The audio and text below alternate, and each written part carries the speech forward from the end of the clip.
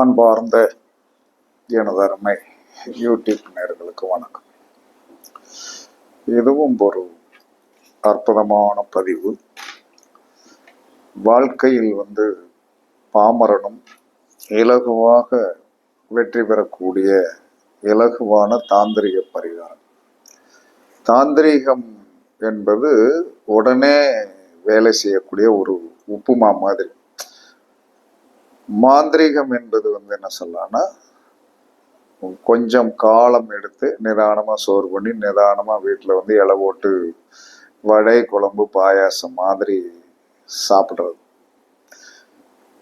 சில விஷயங்களை நாம் இமீடியட் சொல்யூஷன் வேணும்னா, ஒரு இமீடியட் சொல்யூஷன் வேணும்னா கண்டிப்பாக என்ன சொல்லலாம்னா, தாந்திரிகமாக சில விஷயங்கள் செய்து கொண்டுதான் ஆக வேண்டும். இது எத்தனையோ பேர் என்னென்னமோ கோயில்களுக்கு போயிருப்பீங்க. எந்த கர்மாவை அழிப்பதற்கும் நிறைய யாகங்கள் பூஜை புனர்க்காகலாம் செய்யுமே. ஆனால் வேலை செய்யுமானா செய்யும். ஆனால் காத்திருக்க வேண்டும், காத்திருக்கும். ஆனால் தாந்திரிகமான சில விஷயங்கள் செய்தோம் என்று சொல் படக்குன்னு என்ன சொல்லலாம்னா வேலை செய்யும். இது எப்படின்னா, பரமசிவன் பார்வதிகிட்ட ஞானப்பழம் கையில் இருந்தது. 2 குழந்தைகளும் என்ன சொன்னு கேட்குறாங்க, எனக்கு வேணும் எனக்கு வேணும், ஆனால் பழத்தை பிரித்து கொடுக்க கூடாது என்பது நாரதர் கலகம் உருவாக்குவதற்காக சொல்லிட்டார். அப்ப முருகன் என்ன செய்யறாரு, பந்தயம் என்பது உலகத்தை சுத்தி வரணும். முருகன் மயிலில் உலக சுத்தி வர போயிட்டாரு. படக்குன்னு விநாயகருக்கு ஒரு யோசனை, அம்மையப்பன் தானே உலகம் அப்படின்னு அம்மையப்பன் போன 3 சுத்தி வந்தாரு. பழத்தை கையில வாங்கி சாப்பிட்டார். இது தாந்திரிகம், அந்த சமயோகித புத்தி. அதனாலதான் என்ன சொல்றான்னா விக்ன விநாயகன் அப்படின்னாங்க. விநாயகரை மாதிரி ஒரு சரியான தெய்வம் எதுவுமே கிடையாது. விநாயகர்கிட்ட போய் எப்படி வேணாலும் ஜெயிச்சிடலாம். ஆனா ரெகுலரா போகணும். ஏன்னா சாதாரணமா தொட்டு கூட கும்பிட்டுட்டு வரலாம். ஆனால் மற்ற இடங்களில் நீங்க எங்கேயாவது விநாயகர் இருந்தால் விநாயகர் கோவிலுக்கு போய் முன்னாடி போய் விளக்கு போடலாம். மற்ற எந்த இடத்துலையுமே எந்த கோவில்களும் முருகனையோ சிவனையோ கருவறைக்குள் போய் நாம் ஓரத்தில் போய் போக விட மாட்டார்கள். ஆனால் விநாயகரை இலகுவாக ஒரு சாதாரணமா இருக்க அங்கன போய் லேசா 8 தொட்டி கும்பிட்டு வந்துடலாம். அதுல இருக்கிற சின்ன பூ எடுத்துட்டு வந்துடலாம். எலுமிச்சம்பழம் வச்சிருந்தாங்களா எலுமிச்சம்பழம் எடுத்து வச்சிடலாம். ஆனா மற்ற இடங்களில் பூஜாரிகிட்ட கேட்டுதான் வாங்கணும். ஏன்னா விநாயகருக்கு முன்னாடி நிறைய பேர் யாரு என்ன சொல்ற ஐயமார்கள் உட்கார மாட்டாங்க. காரணம் வேலையை முடிஞ்சவொடனே ஓடி போயிடுவாங்க. ஆனால் அங்கே கதவு திறந்து கிடந்தால் நாம் போய் கொஞ்சம் அந்த தெய்வத்திடம் அளவலாகலாம் அப்படின்னு சாஸ்திரம் சொல்லும். அந்த வகையில் என்ன சொல்லலாம்னா, வாழ்க்கையில் மிக முக்கியமான ஒரு தாந்திரிக பரிகாரம் என்பது ஸ்வஸ்திக் சக்கரம். ஸ்வஸ்திக் சக்கரம் எல்லாருக்குமே தெரியும். ஸ்வஸ்திக் சக்கரம் யாருக்கும் தெரியாது என்பது கிடையவே கிடையாது. எந்த ஒரு மனிதனும் தான் வீட்டில் கூட தான் முன் உட்கார்ந்திருக்கிற இடத்துல முன்னாடி ஸ்வஸ்திக் சக்கரம் ஒட்டி வைத்து கொள்ளுங்கள். என்ன கலர் உங்களுக்கு ஃபேவரட் கலரோ அந்த ஃபேவரட் கலரை நீங்கள் என்ன சொல்லலாம்னா தாராளமாக அதில் பிரிண்ட் எடுத்து நல்லா ஒட்டி வச்சுக்கிடலாம். இது பயங்கரமான ஒரு சக்தியை கொடுக்கும், உறுதியான சக்தியை கொடுக்கும். அந்த வீட்டிற்குள் என்ன சொன்னா துர்பிச்சா யோகங்கள் அண்டாது. துர்பிச்சா யோகங்கள் கண்டிப்பாக அண்டாது. அந்த வீட்டில் என்ன சொன்னாலும் துன்மார்க்கம் என்று சொல்லக்கூடிய ஒரு தற்கொலை தோஷங்களோ அல்லது வீட்டில் என்ன சொன்னா அடிபிடி என்ன சொன்னா புருஷன் பொண்டாட்டி தலையை பிச்சு நீ பிடி அப்படின்னு சொல்லிட்டு குழந்தைகள் சிறு குழந்தைகளாக இருந்தால் கூட அந்த சண்டை ஒரு உக்கிரமான தன்மைக்கெல்லாம் குழந்தைகள் போவாங்க. அதை அந்த இடத்துல ஸ்வஸ்திக் சக்கரம் இருந்தால் கண்டிப்பாக தடுத்து விட்டுரும். அதே சமயத்தில் ஸ்வஸ்திக் சக்கரத்தை பாக்கெட்டில் வைத்தாலும் பர்சில் வைத்தாலும் சிம்பிளாக வைத்து கொண்டாலும் உங்களுக்கு பெரிய வெற்றி கிடைக்கும். இது நான் கண்ட உண்மை. அந்த அளவுக்கு ஸ்வஸ்திக் சக்கரத்திற்கு பயங்கரமான பவர் உண்டு. அது அந்த ஸ்வஸ்திக் சக்கரம் என்று சொல்லக்கூடியது 2 5 வந்து கோர்த்து வச்ச மாதிரி இருக்கும். இரண்டு ஐந்துகள் வந்து ஜாயின் பண்ணி விட்ட மாதிரி இருக்கும். 55 என்று சொல்லக்கூடிய நம்பருக்கு வந்து பயங்கரமான வேல்யூஷன் உண்டு. எந்த ஒரு நம்பரையும் வந்து கண்ட்ரோலுக்கு கொண்டு வரக்கூடிய சக்தி 55க்கு உண்டு. வாகனங்களில் சில நம்பர்கள் வந்து நமக்கு சாதகம் இல்லாமல் வந்து விட்டது என்று சொன்னால் சைடுல ஒரு கார்னர்ல 55 என்று சொல்லி பச்சை எழுத்துல வந்து எழுதி நேட் பண்ணி அழகா ஸ்டிக்கரை ஒட்டி விட்டீங்கன்னா அந்த வாகனம் விபத்துக்குள்ளாகாது. அந்த வாகனத்தால் பிரச்சனை வராது. அதனால எல்லா மனிதரும் ஸ்வஸ்திக் சக்கரத்தை நீங்கள் தாராளமாக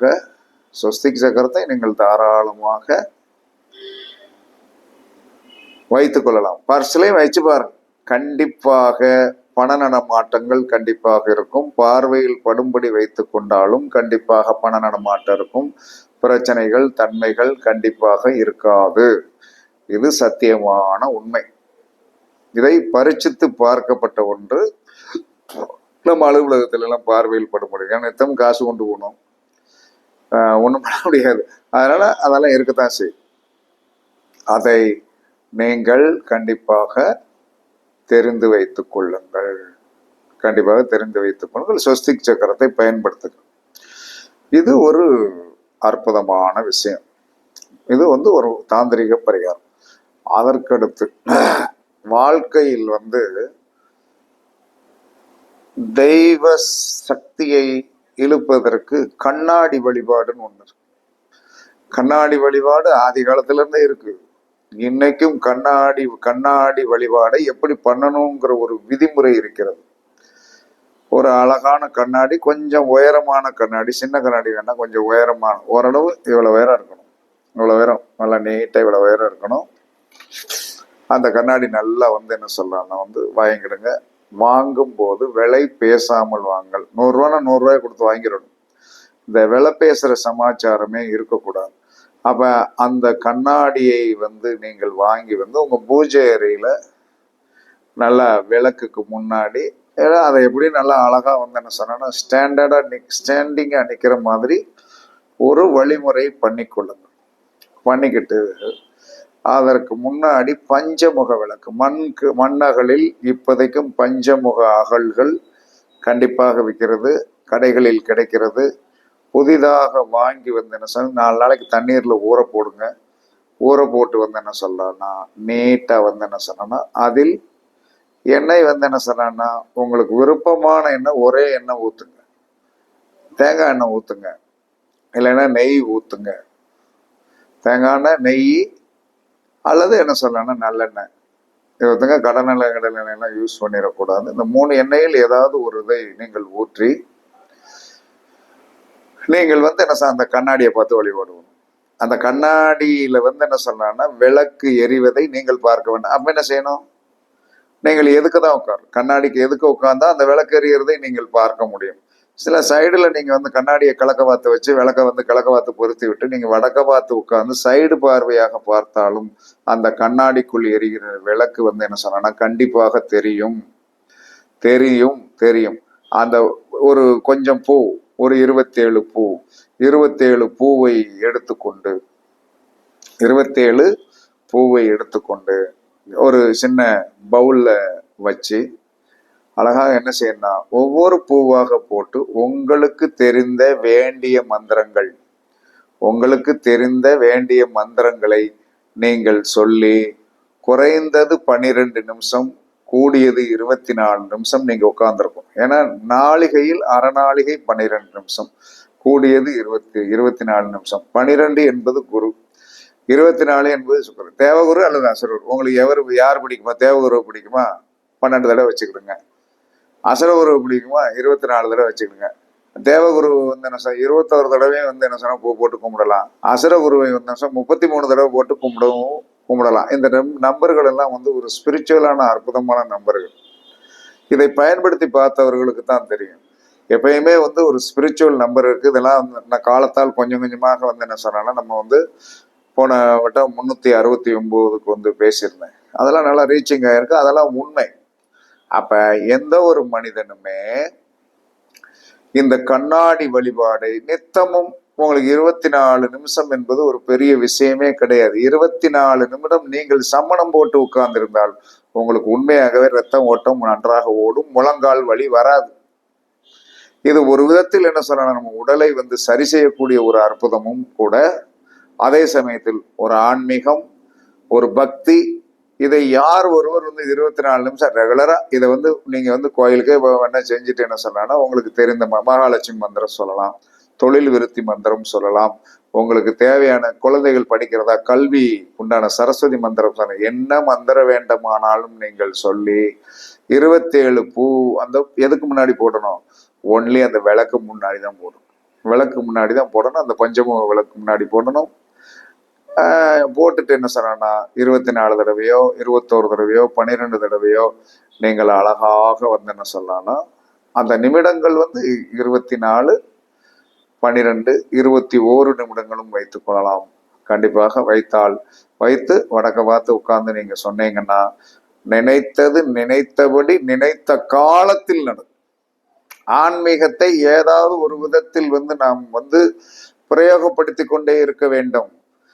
நாளைக்கு போர் அடிச்சிருச்சு, எனக்கு நான் அங்க வேலைக்கு போறேங்க, நான்லாம் ஒரு விஷயத்தை எடுத்தால் 48 நாள் ஒரு மண்டலத்தை கண்டிப்பாக கை கொள்வேன். இடையில ஒரு விஷயத்த என்ன சொன்னா, 5ஆம் தேதி ஆரம்பிச்சு, போன மாசம் இங்கிலீஷ் ஸ்டேட்டுக்கு 5ஆம் தேதி உத்திர நட்சத்திரத்தில் ஒரு காரியத்தை ஆரம்பிச்சு 48 நாள் கண்டினியூடி பண்ணணும். அப்ப 48 நாள் இடையில என்ன சொன்னா, ஒரு வெள்ளி சனி ஞாயிறு பாண்டிச்சேரிக்கு பிள்ளைய பார்த்துட்டு வந்துடலாம் அப்படிங்கிற ஒரு ப்ரோக்ராம் போட்டு டிக்கெட் எல்லாம் போச்சாச்சு.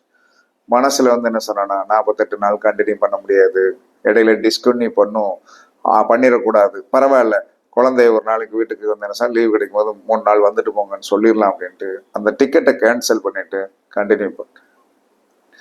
அப்ப உங்களுக்கு எப்படி அப்படின்னு சொல்லி வரும்போது, அந்த 48 நாள் அந்த பயிற்சியில் நான் பண்ணும்போது அதை ஒரு விதமான அது பின்னாடி நான் பலன் அடைஞ்ச பிறகு உங்களுக்கு சொல்றேன். அது ரொம்ப இலகுவா இருக்கும்.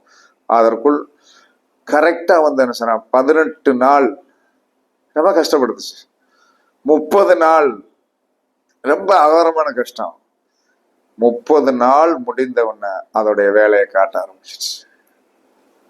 வேலையை காட்ட ஆரம்பிச்சு, நல்ல வேலையை காட்ட ஆரம்பிச்சிருச்சு, கெட்ட வேலையெல்லாம் காட்டாது. கரெக்டா என்ன சொன்னா, கரெக்டா 5:30 மணிக்கு எந்திக்கணும். 5:25க்கு எந்திரிச்சிடணும். ஃபேஸ் வாஷ் பண்ணிட்டு யூரின் பாஸ் பண்ணிட்டு கையில கொஞ்சம் சோப்பு நல்லா போட்டு கழுவிட்டு உட்காரணும். அது ஒரு முக்கியமான விஷயம், பின்னாடி உங்களுக்கு சொல்றேன். அப்படி அது பண்ணும்போது அதோட வேலை உண்மையாகவே பிரபஞ்ச சக்தி வேலை செய்யும். அப்ப இந்த கண்ணாடி வழிபாடு பஞ்சமுக விளக்குல நீங்க இப்படி பண்ணிடணும். பண்ணிட்டீங்கன்னா உங்களுக்கு என்ன தேவையோ கேட்டதபடி கொடுக்கும் கண்ணாடி வழிபாடு. நீ என்ன வேணாலும் கேளுங்க, என்ன வேணாலும் கேட்கறது. அந்த உலகத்துல இருக்கிறது என்ன சொன்னா என்ன கேட்பீங்க, உணவு, உறைவிடம், துணிமணி, பொருளாதாரம், இதை தவிர வேற என்ன கேட்பீங்க, சந்தோஷத்தை கேட்பீங்க. சரியான சந்தோஷமாக இருந்தா கேளுங்க. யாருமே என்ன சொன்ன உலகத்தில் என்ன சொன்னா 4ஆம் இடம் என்று சொல்லக்கூடிய ஒரு சுகஸ்தானம் எதற்காக படைக்கப்பட்டது, சுகமா இருக்கிறது தான். 4ஆம் இடம் என்று சொல்லக்கூடிய ஒரு சுகஸ்தானத்திற்கும் உங்களுக்கு என்ன சொன்னா 12ஆம் இடத்திற்கும் ஒரு நல்ல சம்பந்தம் உண்டு. 4ஆம் இடம் என்று சொல்லக்கூடிய 4ஆம் இடத்திற்கு 9ஆம் இடம் தான் என்ன 12ஆம் இடம். அப்ப 4ஆம் இடம் என்று சொல்லக்கூடிய சுகஸ்தானத்திற்கும் 12ஆம் இடம் என்று சொல்லக்கூடிய லக்னத்துக்கு 12க்கும் ஒரு சம்பந்தம் உண்டு. அதுதான் சுகஸ்தானம்னா. அந்த சுகஸ்தானத்தில் நாம் அற்புதமாக அனுபவிக்கக்கூடிய ஒரு சக்தியை அது கொடுக்கும். அது உங்களுடைய வாழ்க்கையில் இல்லை என்று சொன்னால் கேளுங்கள். தாம்பத்திய சுகத்தில் மைனஸாக இருக்கிறது, எனக்கு நான் நல்லா தாம்பத்திய வாழ்க்கை வாழணும் அப்படின்னு கேளுங்க. இது உங்களுடைய உரிமை, யாரும் தப்பலங்க. பணத்தை மட்டும் தான் கேட்கணும்னு என்ன இருக்குது? உங்களுக்கு என்ன இந்த உடலுக்கு தேவையோ, முகம் பொலிவாக இருக்க வேண்டுமா, பொலிவாக இருக்குன்னு கேளுங்க. ஆனா ரெகுலரா வழிபாடு பண்ணணும், பண்ணிட்டே வரணும். அப்படி பண்ணிட்டே வந்தீங்கன்னா கண்ணாடி வழிபாடு அற்புதமான பெரிய யோகத்தை கொடுக்கும். அதற்கடுத்து கல் உப்பு டெய்லி காலையில் எந்திக்கணும், தலைமாட்டில் கல் உப்பு இருக்கணும். எந்திரிச்ச உடனே ஃபேஸ் வாஷ் பண்ணிட்டு எத்தனை மணிக்கு எந்திக்கல, இது 5:30 மணிக்கு எந்திக்கணுங்கிற அவசியம் கிடையாது, 6 மணிக்கு எந்திக்கணும். முடிஞ்ச வரைக்கும் சூரியனை பார்க்குறாப்புல எந்திங்க. எந்திரிச்சு கை காலெல்லாம் கழுவிட்டு வந்து என்ன சொன்னா, உங்க படுக்கையிலே உட்காருங்க, 2 கையில கல்லுப்பு எடுங்க, எடுத்து வச்சுட்டு என்ன சொன்னா, வடக்க பார்த்தோ கிழக்க பார்த்தோ உங்களுக்கு விருப்பமான திசைகளில் என்ன சொன்னா உட்காந்து சமணம் போட்டோ இல்லை என்னால் காலை மடக்க முடியலன்னா சேர் போட்டு உட்காந்து என்ன சொன்னா அந்த கல்லுப்பு இப்படி கையில வச்சுட்டு, நீங்கள் என்ன விரும்புகிறீர்களோ இன்றைய நாளின் என்ன வேண்டும் அப்படிங்கிறத நீங்கள் அப்படியே கண்ணை மூடி என்ன சொன்னா 5 நிமிடமோ 12 நிமிடமோ கண்ணை மூடி வைத்திருந்துட்டு தியானம் வச்சிருந்துட்டு 12 நிமிஷம் கழிச்ச பிறகு அந்த கல்லுப்பை, வலது கையில் இருக்கிற கல்லுப்பை வலது 3 சுத்து சுத்தணும், இடது கையில் இடது பக்கத்துல சுத்தணும். சுத்திட்டு டஸ்ட்பின் ஓரத்துல வச்சுக்கிடுங்க, உள்ள போட்டு கடியை நல்லா தட்டி விட்டுருங்க. அன்றைய நாள் அன்றைய காரியம் நடப்பதற்கு இந்த கல்லுப்பு பரிகாரம் சிறந்த பரிகாரம். எல்லாரும் பயன்படுத்தலாம், சிறு குழந்தைகள் முதல் கொண்டு பயன்படலாம், பெரியவர்கள் பயன்படுத்தலாம். இதை எல்லாம் ரெகுலராக எந்த ஒரு மனிதன் செய்கிறானோ இந்த 3 பரிகாரங்கள் அதிதீகமான சக்தி உடையது. இன்னும் நிறைய இருக்கிறது. ஒவ்வொன்றாக காலம் கொடுக்க நம்ம கொடுத்துக்கிட்டு இருப்போம். மக்கள் பயன்பெறுங்கள், எல்லோரும் நன்றாக இருக்க வாழ்த்துக்கள் கூறி, வெற்றி பெற வாழ்த்துக்கள் கூறி உங்களிடமிருந்து விடைபெறுவது சிபிபாறை ஜோதிடரசு ஆதிராகவன் ஜெயபாலாஜி. சுகமே சொல்க, சுகமே சொல்க. வாழ்க வளமுடன், வாழ்க வளமுடன். வணக்கம், வணக்கம், வணக்கம், வணக்கம்.